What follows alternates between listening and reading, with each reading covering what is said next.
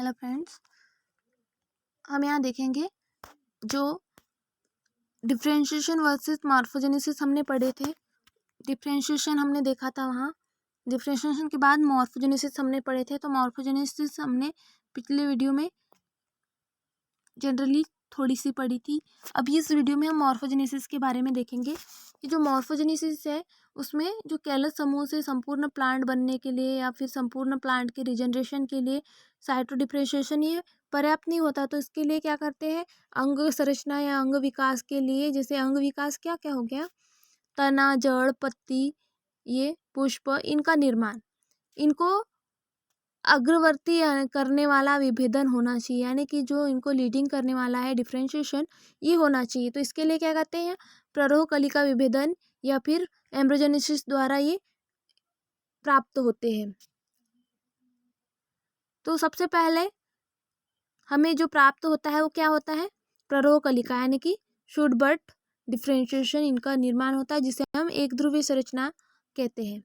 फिर दूसरे में जो सोमेटिक एम्ब्रियो है ये हमें प्राप्त होता है जिसे हम कायिक भ्रूण या द्वितीय या द्विध्रुवीय संरचना कहते हैं, इनका निर्माण होता है। फिर ये दोनों जो प्रोसेस है इनमें संपूर्ण प्लांट का रीजनरेशन करते हैं। ये दोनों ही प्रोसेस में संपूर्ण प्लांट का रीजनरेशन होता है। तो हम यहाँ वही देख रहे हैं, जो पहला है हमें प्राप्त हो रहा है, क्या प्राप्त हो रहा था, शुड बट डिफरेंशिएशन। तो शुड बट डिफरेंशिएशन को जान लेते हैं। शुड बट डिफरेंशिएशन क्या होता है, यह पौधों में विभिन्न रासायनिक पदार्थों एवं भौतिक कारकों द्वारा प्रेरित होता है। क्या, शुड बट डिफरेंशिएशन यह पौधों के विभिन्न रासायनिक पदार्थों एवं भौतिक कारकों द्वारा प्रेरित होता है। किंतु जो विभिन्न प्लांट्स है इनके मटेरियल के लिए यह कारक भिन्न भिन्न हो सकते हैं, यानी भिन्न भिन्न होते हैं। कौन से कारक, रासायनिक पदार्थ एवं भौतिक कारक, ये विभिन्न प्लांट्स मटेरियल के लिए डिफरेंट टाइप के हो सकते हैं ये कारक। अतः जो किसी भी सामान्य पाक योग यानी कि जो रेसिपीज है इनको माना नहीं जा सकता है। स्कूक और मिलर ने क्या बताया 1957 में, इनके अनुसार जो साइटोकाइनिन है, साइटोकाइनिन का ऑक्सिन्स के लिए अपेक्षित अनुपात तंबाकू के पित्त ऊतक में अंग विकास की प्रकृति को ज्ञात करने के लिए महत्वपूर्ण होता है। स्कूक और मिलर ने बताया कि जो साइटोकाइनिन है, साइटोकाइनिन का ऑक्सिन्स के लिए अपेक्षित अनुपात जो तंबाकू है उसके पित्त ऊतक में अंग विकास की, अंग ऑर्गन डेवलपमेंट की प्रकृति को ज्ञात करने के लिए महत्वपूर्ण होता है। क्या महत्वपूर्ण होता है, साइटोकाइनिन का ऑक्सिन के लिए अपेक्षित अनुपात, किसके लिए, तंबाकू के पित्त ऊतक में अंग विकास की प्रकृति को ज्ञात करने के लिए महत्वपूर्ण होता है।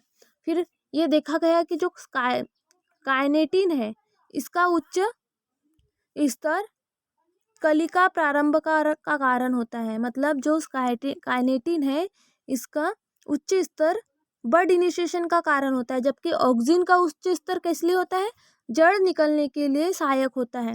याद रखना, जो काइनेटिन है इसका उच्च स्तर होता है बर्ड इनिशिएशन के लिए यानी कि कलिका प्रारंभन के लिए, और ऑक्सिन का उच्च स्तर जड़ निकलने के लिए सहायक होता है। और अन्य अध्ययनों के आधार पर यह कहा जा सकता है कि जो प्ररोह है और जड़ है जैसे अंगों का निर्माण केवल ऑक्सिन की सांद्रता द्वारा होता है, अर्थात साइटोकाइनिन तथा ऑक्सिन्स के अनुपात द्वारा नहीं होता है। किसके द्वारा होता है, ऑक्सिन्स। ये अन्य अध्ययनों के आधार पर ये कहा जा सकता है कि जो प्ररोह तथा जड़ जैसे अंगों का निर्माण केवल ऑक्सिन की सांद्रता द्वारा होता है, न कि, यानी कि अर्थात जो साइटोकाइनिन तथा ऑक्सिन है इन दोनों के अनुपात द्वारा नहीं होता है, केवल काय के द्वारा होता है, ऑक्सिन की सांद्रता के द्वारा होता है। अधिकांश जो खाद्यान्न है इनमें अंग विकास कैलस के द्वारा होता है। इसे 2 से 4 डे वाले मीडियम से IAA या NNA द्वारा स्थापित करके स्थानांतरित किया जाता है।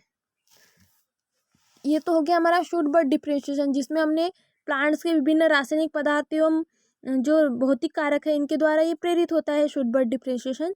तो जो प्लांट्स हैं विभिन्न प्रकार के, तो विभिन्न प्रकार के जो प्लांट है तो उनके लिए एक ही समान कारक होंगे क्या? नहीं होंगे। ये कारक भी कैसे होंगे? भिन्न हो सकते हैं या भिन्न होते हैं। तो जो साइंटिस्ट है स्कूग और मिलर ने, उन्होंने क्या बताया, साइटोकाइनिन का जो ऑक्सीजन के लिए अनुपात है वो तंबाकू के पित्त ऊतक में अंग विकास की प्रकृति को ज्ञात करने के लिए महत्वपूर्ण होता है।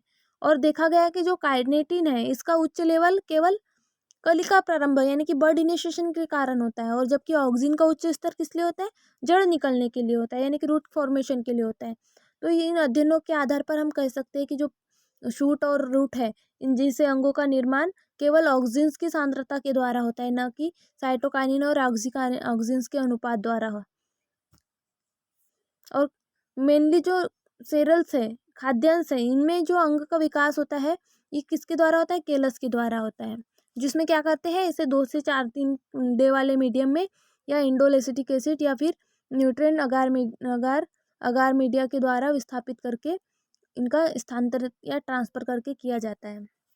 ये हो गया हमारा शूट बर्ड डिफरेंशिएशन। अब देखेंगे हम सोमेटिक एम्ब्रियोजेनेसिस। सोमेटिक एम्ब्रियोजेनेसिस क्या है? जिसे हम क्राइक भ्रूण कहते हैं। तो ये इसमें इसका जो कल्चर है वो सर्वप्रथम गाजर में किया गया है, जो सिंगल सेल से बायपोलर ध्रुव में ये परिवर्तित होती है। इन कायिक भ्रूणों के ऊतक को पुनः भ्रूणों में परिवर्तित होते हैं और कायिक जो सोमेटिक एम्ब्रियो है इनसे एक्सट्रैक्ट करके वृद्धि नियामक एवं कैलस के भौतिक अवस्था से प्रभावित होते हैं, और ये एम्ब्रियोजेनेसिस के लिए 2 से 4 डे बहुत कम जो कंडक्टिव होता है।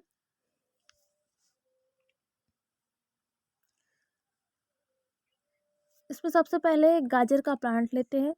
जो प्लांट है उसमें सबसे पहले कैलस का इंडक्शंस होता है। गाजर के प्लांट्स में प्लांट लिया, उसको क्या किया हमने, सर्वप्रथम गाजर के प्लांट को लिया, उसे सिंगल सेल से दो ध्रुवीय भ्रूण परिवर्तित होता है इसमें।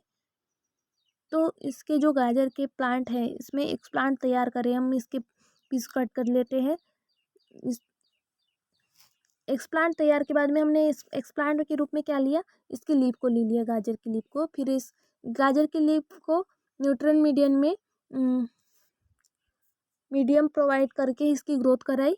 ग्रोथ कराने के बाद में इसमें क्या होता है, एक्सप्लांट में कैलस का इंडक्शन होने लगता है। कैलस का इंडक्शन होने के बाद में कैलस के जो है वो ग्लोबुलर एम्ब्रियो का फॉर्मेशन होने लगता है। यानी कि जब एक्सप्लांट में कैलस इंडक्शंस होता है तो कैलस इंडक्शंस के बाद इसमें सेल सस्पेंशन का कल्चर होता है। कल्चर होने के बाद में इसमें ग्लोबुलर एम्ब्रियो का फॉर्मेशन होने लगता है। ग्लोबुलर एम्ब्रियो यह फिर हार्ट शेप एम्ब्रियो में कन्वर्ट हो जाती है।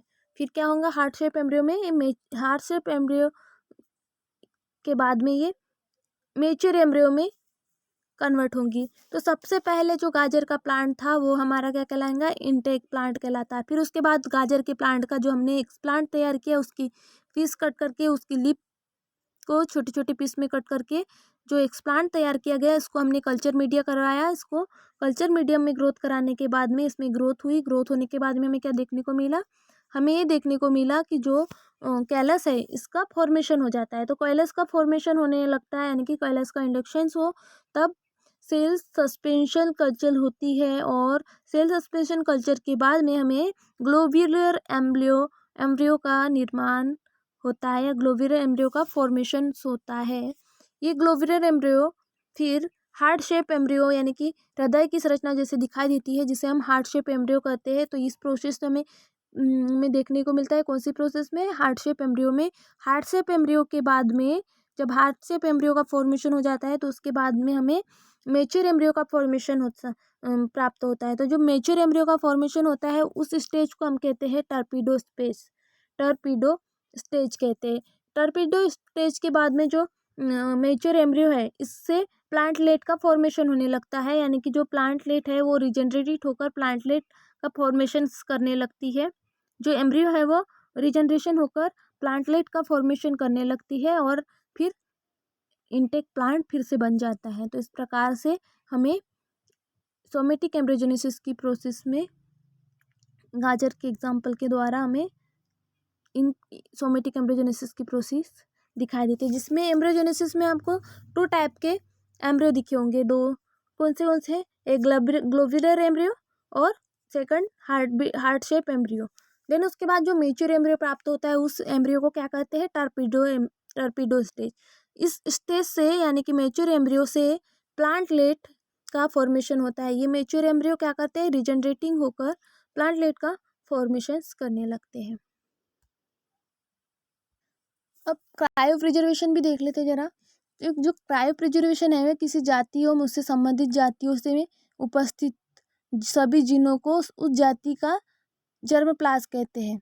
क्रायो प्रिजर्वेशन किसे कहते हैं? किसी जाति या उसकी जाति से संबंधित जाति है उनके उपस्थित सभी जीनों को उस जाति का जनन द्रव्य या जर्मप्लाज्म कहते हैं। जो जर्मप्लाज्म है वे जीन्स प्राप्त होते हैं। ये जो जर्मप्लाज्म है इनसे वे जीन प्राप्त होते हैं जिनका ब्रीडर या प्रजननक फसल सुधारक में ये प्रयोग करते हैं।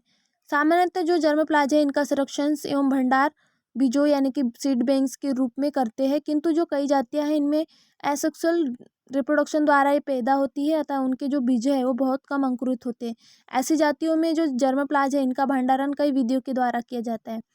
उनमें से ही एक विधि है क्रायो प्रिजर्वेशन में इस विधि में जो कोशिका है उनमें shoot tips embryo somatic embryo etc का संरक्षण या भंडारण -196 डिग्री सेंटीग्रेड पर द्रव्य नाइट्रोजन में करते हैं। द्रव्य नाइट्रोजन में जो कोशिकाओं को अनंत काल तक की जीवित अवस्था में रखा जा सकता है, किंतु समय के साथ उनकी उत्तरजीविता यानी कि सर्वाइवल में कमी आ जाती है। अतः जो आनुवंशिक अस्थिरता से बचने के लिए प्ररोह या शूट टिप्स या सोमेटिक एम्ब्रियो का संरक्षण करना ज़्यादा उचित रहता है। इस प्रकार से यहाँ morphogenesis, shoot bird differentiation, somatic embryogenesis, cryo preservation यहाँ कंप्लीट होता है। क्रायो प्रिजर्वेशन में क्या होता है? जो किसी जाति है या उस जाति से संबंधित जाति में उपस्थित सभी जीनों को उस जाति को जर्मप्लाज्म कहते हैं। तो जर्मप्लाज्म जो है वो जीन्स ऐसे जीन्स प्राप्त होते हैं जिनसे ब्रीडर या फसल सुधारक करने में उपयोग किया जाता है। तो जर्मप्लाज्म का संरक्षण या सीड बैंक के रूप में किया जाता है और सीड बैंक के रूप में किया जाता है, किंतु जो कई जातियाँ है वो अलैंगिक प्रजनन यानी कि एसेक्सुअल के द्वारा होती है, तो इनमें बीज कम अंकुरित करने की क्षमता होती है। ऐसी जातियों में जो जर्मप्लाज्म है इनका भंडारण कई विधियों द्वारा किया जाता है। उनमें से एक विधि है उसे कहते हैं क्रायो प्रिजर्वेशन। क्रायो प्रिजर्वेशन विधि में क्या होता है? जो शूट टिप्स है और भ्रूण से एम्ब्रियो है, एम्ब्रियो शूट टिप्स और सोमेटिक एम्ब्रियो ये जो इनका है इनका संरक्षण या भंडारण कितने -196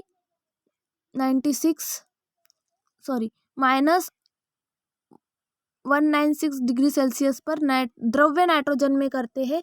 ये जो द्रव्य नाइट्रोजन है इनमें कोशिकाओं को अनंत काल तक जीवित अवस्था में रखा जा सकता है, किंतु इनकी जो समय अवधि है समय के साथ उनकी उत्तरजीविता यानी कि सर्वाइवलता में कमी आ जाती है। अतः इनके आनुवंशिक अस्थिरता से बचाने के लिए शूट टिप्स और सोमेटिक एम्ब्रियो का संरक्षण करना ज़्यादा उचित होता है। तो ये क्रायो प्रिजर्वेशन की मेथड होती है। Thank you.